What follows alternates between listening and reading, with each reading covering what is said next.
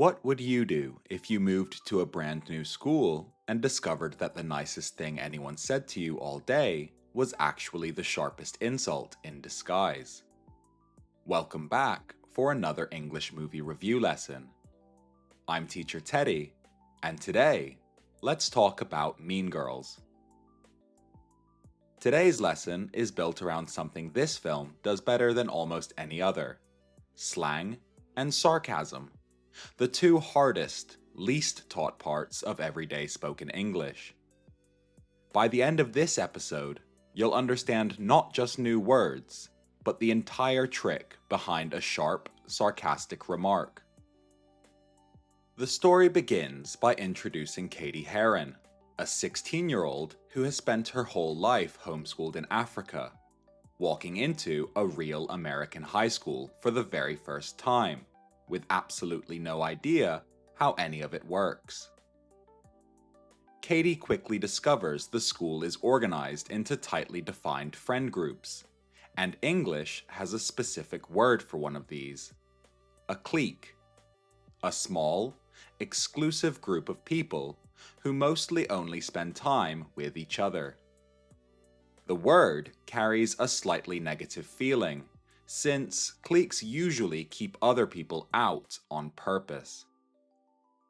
At the very top of the school's social ladder sit three girls known collectively as the Plastics, led by the most powerful, most feared student in the entire school, Regina George.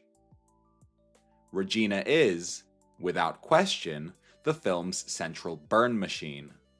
And here's our first slang word for the day. A burn is a sharp, cutting insult, delivered with real skill, and to burn someone means to insult them cleverly in front of an audience. Regina rarely raises her voice. Her burns land precisely because they're delivered so calmly. Believing Cady might be useful to their group, the Plastics unofficially adopt her, and Cady, encouraged secretly by her genuine friends Janice and Damien, agrees to spend time among them, officially to gather information, but increasingly for reasons of her own. Janice warns Cady early on that most of what the Plastics say is two-faced, friendly and warm to your face, while being cruel about you the moment you leave the room. It's one of English's most useful character words, and once you've met someone two-faced, you never quite trust a compliment from them again.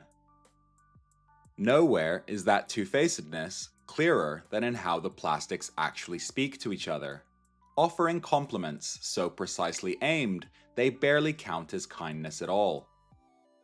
A group member named Gretchen tells another girl her skirt looks adorable, then immediately criticizes her hair to someone else the moment she's gone. This is a textbook backhanded compliment, a compliment that secretly contains an insult, or a compliment given only to set up a criticism that follows. English relies on tone for this constantly. The words sound kind, but the timing and delivery tell you the truth. Gretchen, meanwhile, is desperately trying to invent her own contribution to the group's vocabulary, testing out a new slang word every chance she gets, utterly convinced it's about to take off.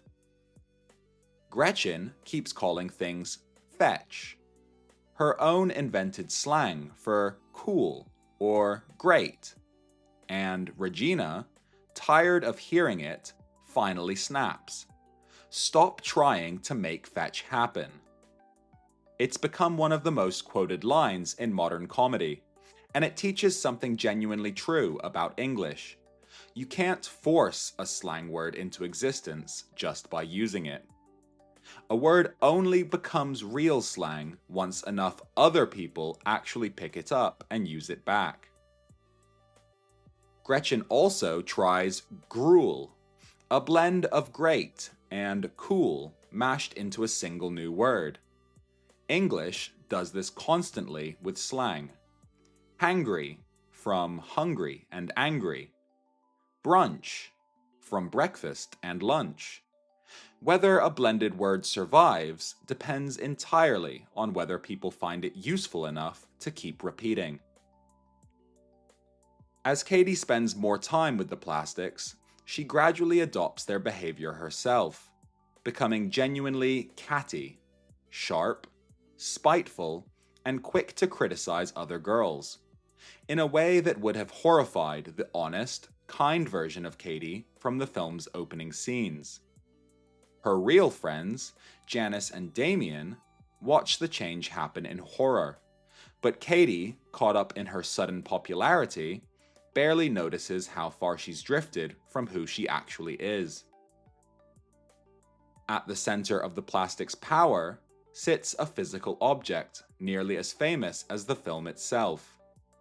Regina's burn book, a private notebook where she and her friends have written cruel, damaging comments about nearly every girl in school. When that book eventually gets out, and its secrets spread through the entire school, chaos follows immediately, and English has a specific phrase for what caused it.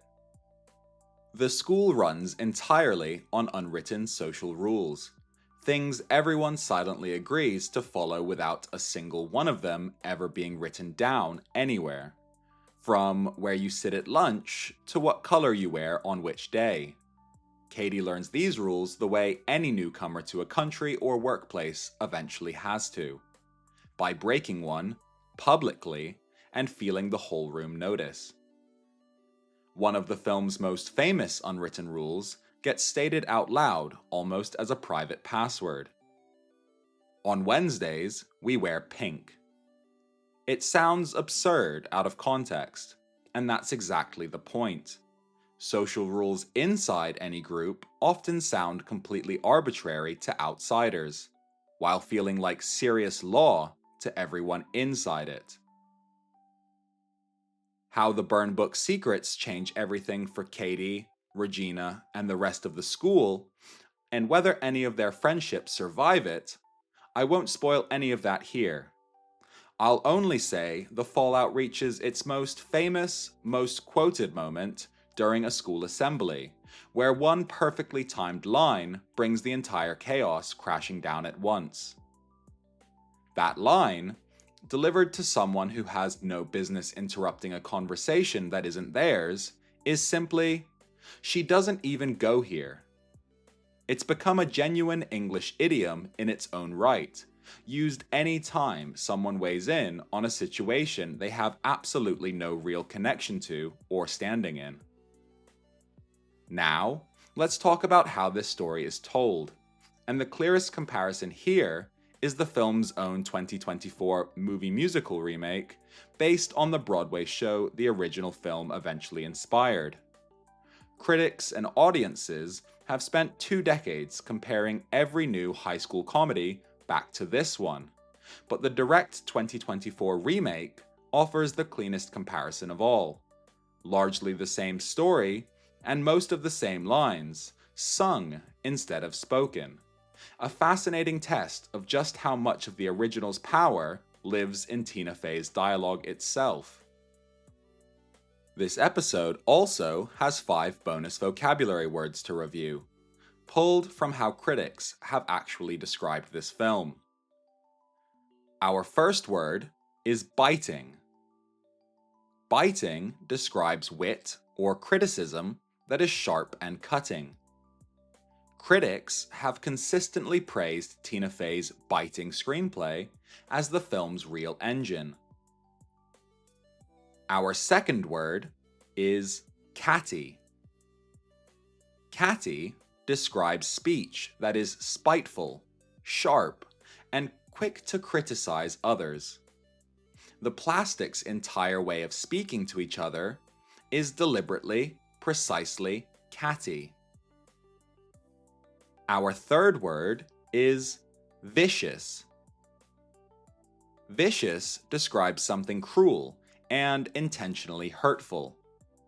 Reviewers noted that beneath its comedy, the film isn't afraid to show genuinely vicious teenage behavior. Our fourth word is spot on. Spot on describes something exactly accurate or precisely right. Critics called the film's portrayal of high school social dynamics remarkably spot on, even 20 years later. Our fifth and final word is quotable. Quotable describes dialogue so memorable that people repeat it constantly. Mean Girls is regularly named one of the most quotable comedies of its entire decade. Now, let's talk about how Mean Girls has actually been received since its release. Commercially, the film opened at number 1 and went on to earn around $130 million worldwide, against a modest $17 to $18 million budget, a strong result for a mid-budget teen comedy. Critically, it holds an 84% score on Rotten Tomatoes, with particular praise for Tina Fey's screenplay and Rachel McAdams' performance as Regina George. The film's cultural legacy has only grown since 2004. Its lines remain in constant circulation online 2 decades later. Mean Girls Day, October the 3rd, a date referenced in the film itself, is now celebrated informally every year, and Lindsay Lohan's performance was named among The New Yorker's best film performances of the 21st century in 2021.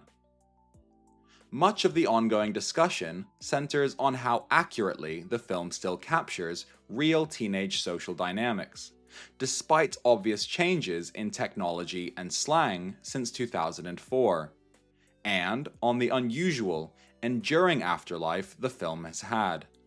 A hit Broadway musical, followed by a 2024 movie musical remake that introduced the story to an entirely new generation. Online, discussion of the film today tends to focus on a few recurring topics: which lines have aged best, how the 2024 musical remake compares to the original, and what the film ultimately says about the true cost of cruelty, however funny it looks on screen. Let's go through the slang and sarcasm from this episode. A clique is a small, exclusive friend group. Someone two-faced is friendly to your face and cruel behind your back. A backhanded compliment is praise that secretly contains an insult. To burn someone is to insult them sharply and cleverly, and the insult itself is a burn. Being catty means being sharp, spiteful, and quick to criticize. New slang, like fetch or gruel, only survives if enough people actually pick it up and repeat it. You genuinely can't force a word into existence. Every group runs on unwritten social rules that everyone silently follows. And if someone weighs in on something with no real connection to it, English has the perfect idiom ready. She doesn't even go here. Try it yourself. Think of an unwritten social rule from your own school, workplace, or friend group. Something everybody follows, but nobody ever wrote down. And explain it in 2 sentences. The way "on Wednesdays we wear pink" is explained in this film. Let's also go through our 5 bonus vocabulary words from this episode. Biting. Sharp and cutting wit, or criticism. The script is full of biting one-liners. Catty. Spiteful, sharp, and quick to criticize. Their conversations turn catty within seconds. Vicious. Cruel and intentionally hurtful. Some of the burn book entries are genuinely vicious. Spot on. Exactly accurate or precisely right. The film's high school observations still feel spot on. Quotable. Dialogue so memorable, people repeat it constantly. Almost every scene produces a quotable line.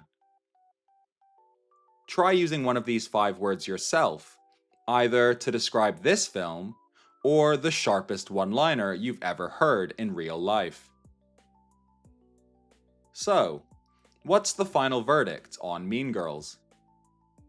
As a piece of English language learning material, it's genuinely excellent for exactly this topic.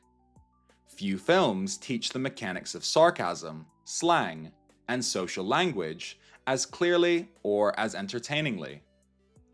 As a film, it remains a masterclass in comic writing. Sharp, endlessly quotable, and smarter about teenage cruelty than its bright pink poster ever let on. 20 years on, it hasn't just aged well, it's still shaping how an entire generation talks. Did you enjoy Mean Girls? Let me know in the comments on the video, or get in touch. If this helped you improve your English today, subscribe on YouTube, or follow along on Spotify or Apple Podcasts for more movies reviewed in slow, clear English. Interactive learning materials for this lesson can be found for free on engmoviereviews.com.